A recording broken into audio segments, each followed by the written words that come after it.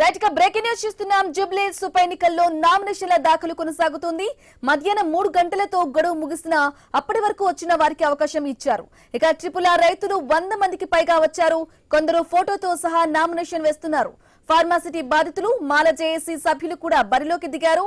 ఇవాళ 76 మంది నామినేషన్లు దాఖలు పూర్తయింది. ఇంకా దాదాపు 70 మంది వెయిటింగ్ లో ఉన్నారు. ఆఖరి రోజు కావడంతో స్వతంత్ర అభ్యర్థులు పోటెత్తారు. ప్రభుత్వంపై తమ వ్యతిరేకత హైలైట్ అయ్యేలా వ్యూహ రచన చేశారు. ఇక అందరి నామినేషన్లు పూర్తయ్యేసరికి అర్ధరాత్రి అవుతుందని భావిస్తున్నారు.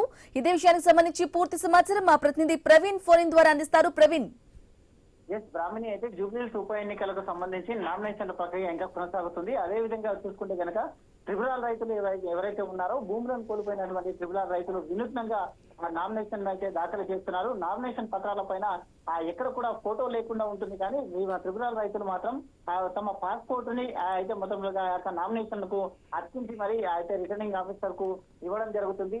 రీజనల్ రింగ్ రోడ్ భూములు కోల్పోతున్నటువంటి బాధిత రైతులు పెద్ద సంఖ్యలో నామినేషన్ వేయడానికి వచ్చారు. మధ్యాహ్నం 3 గంటలకే నామినేషన్ గడువు సమయం పూర్తయినప్పటికీ అప్పటికే నామినేషన్ వేయడానికి కార్యాలయానికి వచ్చి క్యూలో ఉన్న వారందరికీ నామినేషన్లు దాఖలు అయ్యే వరకు ప్రక్రియ కొనసాగుతుందని అధికారులు చెప్తున్నారు. ఇప్పటికే 100 మందికి పైగా క్యూ లైన్ లో ఉన్నట్టుగా నేపథ్యంలో అందరి నామినేషన్లు పూర్తి కావడం మరింత సమయం పట్టే అవకాశం ఉంది అంటూ చెప్తున్నారు. ఇప్పటికే 147 టోకన్లు ఇచ్చారు. 147 టోకన్లు 76 టోకన్లు మొత్తం ఇప్పటి వరకు అయిపోయినట్టుగా తెలుస్తుంది. ఇంకా 70 మంది ఉన్నారు. ఈ ప్రక్రియ మొత్తం కూడా ఈ రోజు అర్ధరాత్రి వరకు కొనసాగే విధంగా అయితే తెలుస్తుంది. RRR రైతుల అయితే పాటు ఫార్మా కంపెనీ భూమిలో కోల్పోతున్న రైతులు కూడా 11 మంది నామినేషన్ వేయడం జరిగింది. అదేవిధంగా చూసుకుంటే కనుక మొత్తం రిటైర్డ్ ఆఫీసర్స్ కూడా వాళ్ళు కూడా ఆ నామినేషన్ దాఖలు చేయడం, నిరుద్యోగులు కూడా నామినేషన్ దాఖలు చేయడం జరిగింది.